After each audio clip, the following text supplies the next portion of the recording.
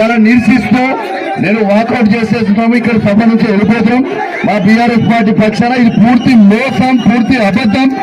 ఒక్క ఇల్లు కూడా వీళ్ళ ఈ నియోజకవర్గం ఈ కమలాపూర్ గ్రామంలో 1440 పేర్లు ఇప్పుడు చదువుతారు. దాంట్లో వచ్చే ఇల్లు ఎంత అంటే 20 ఇల్లు మాత్రమే. కేవలం సర్పంచ్ ఎలక్షన్ల కోసం మోసం చేస్తా ఉన్నారు. ఆన్లైన్ ఇచ్చిన దరఖాస్తులు మొత్తం ఆన్లైన్ చేయలేదు. ఇలా దాంతో పాటు ఇలా భూమి లేని వాళ్ళకి 12,000 రూపాయలు ఇవ్వలేదు.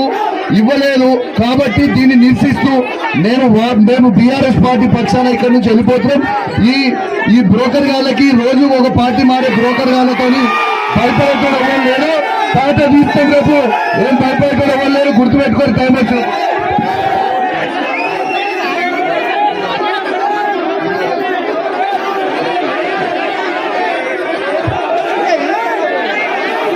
నేను కాంగ్రెస్ పార్టీలో ఎవరినంటే బీఆర్ఎస్ పార్టీ నుంచి కాంగ్రెస్ పార్టీలో వచ్చే ఉన్నా.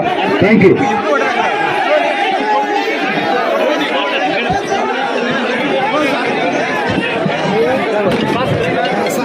అందరూ సైలెంట్ ఉండండి. ఇప్పుడు కౌశిక్ రెడ్డి అన్న గారు మాట్లాడిన విషయము